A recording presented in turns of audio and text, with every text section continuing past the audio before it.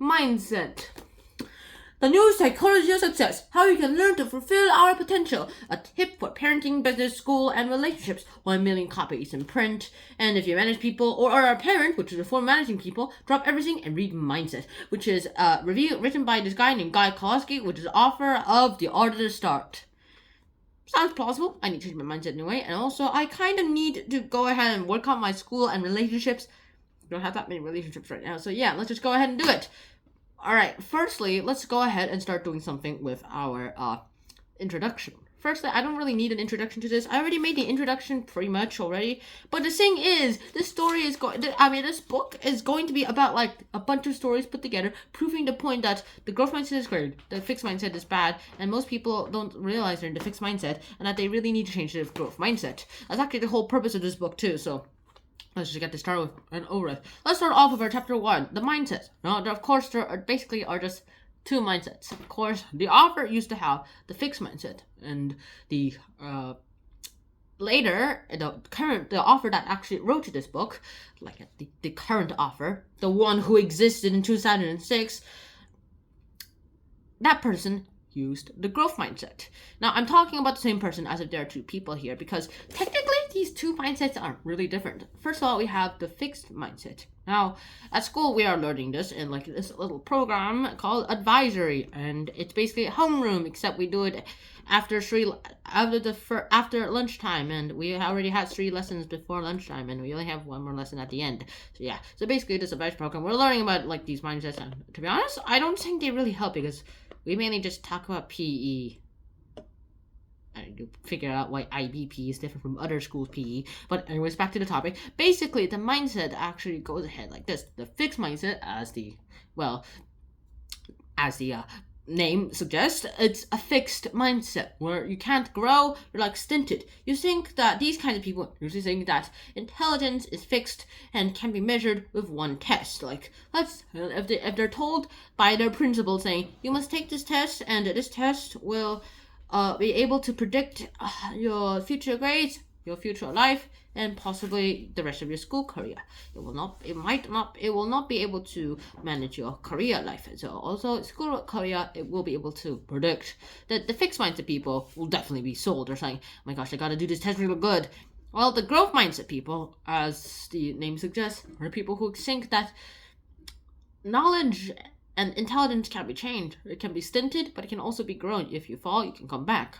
Those people will not be fooled by this. They're saying, one number cannot define your life. Like, one data point cannot make an entire graph.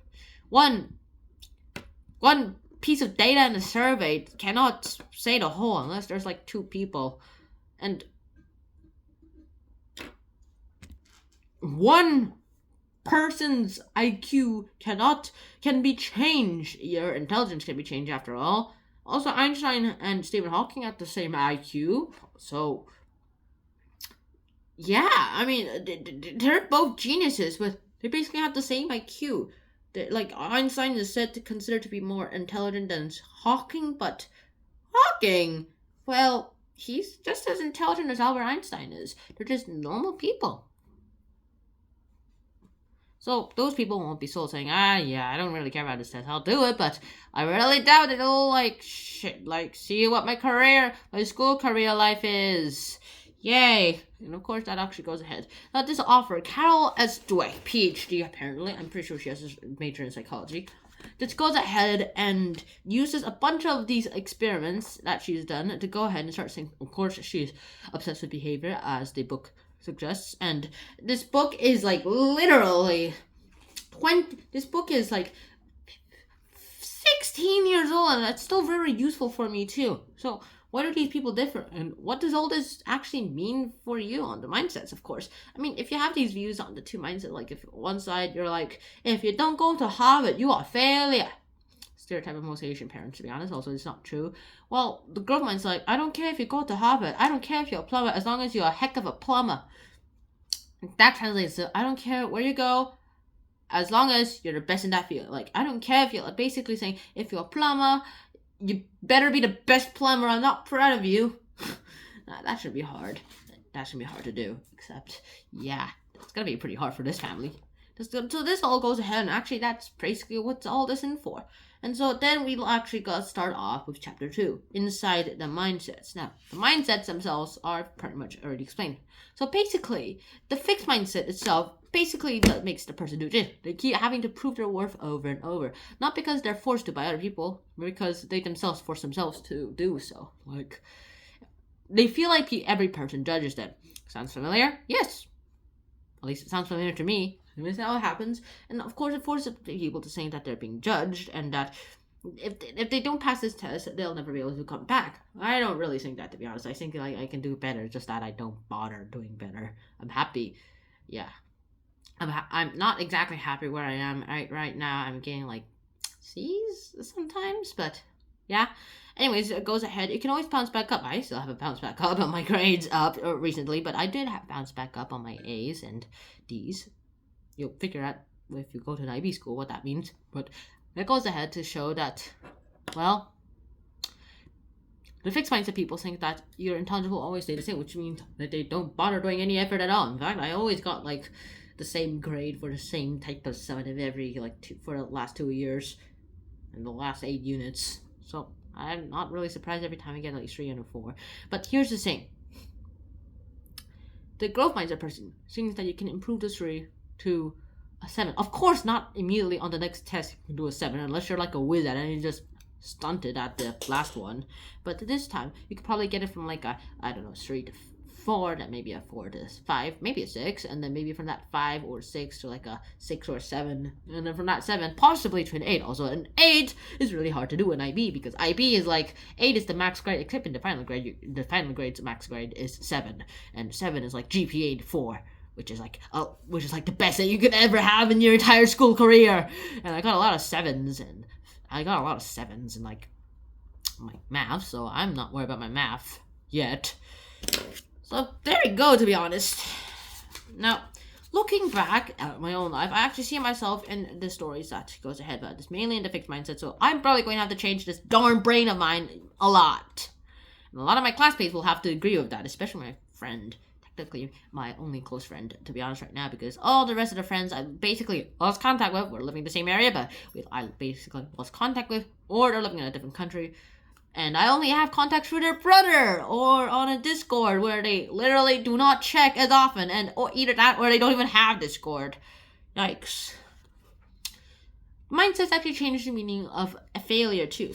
Like if you watch Stephen Head, you'll probably think of failure for an Asian parent to be on like, B- is failure, and like, you are failure. How do you think? Why popcorn? Why not Beijing corn? Like that kind of thing. Then, well, it's actually not that, to be honest. That's basically what the fixed mindset goes ahead and tells you, thinking. Like, when everyone starts criticizing your work like that, Stephen Head's dad does, then you're probably going to be kind of like what Stephen Head's reaction is like.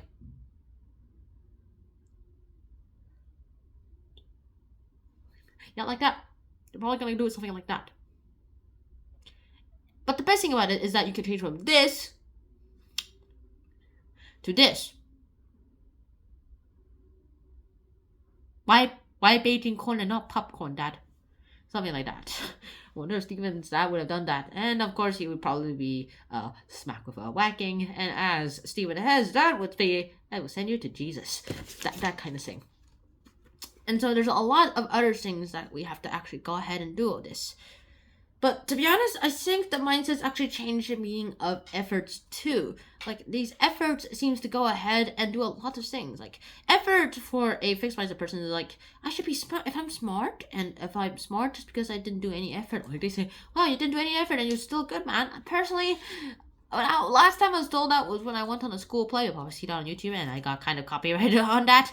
That happened, and I basically goes ahead to show this. Like, last time I was told, I was like, you didn't even go to like half, like more than half of the rehearsals, and you still got a great performance, man. I'm like, yay! Except I actually had experience in all this, so I wasn't really surprised in it. Also, to be honest, I had less lines to remember, so it was way easier. They basically had more rehearsals just because we had double casting. So yeah, I had the easier role. I had the easy life. I also got in a lot of trouble too. So yeah, here we go. Of course, that's what the fixed mindset goes at. Little effort, no pain, no gain. They don't say no pain, no gain. They're like, No pain, lots of gain. I should have no pain and lots of gain. Except that's not what the growth mindset person thinks. The growth mindset person actually thinks this.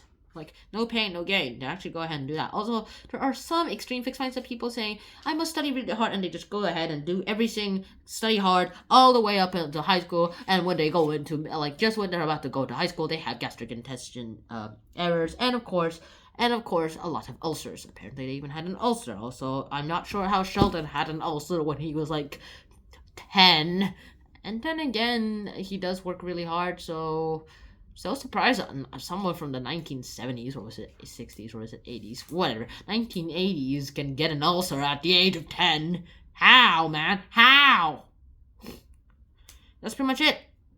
So hopefully you guys did enjoy this episode. I hope to see you guys soon. And so until next time, Schnan out. Peace. Bye-bye. Oh, wear a helmet.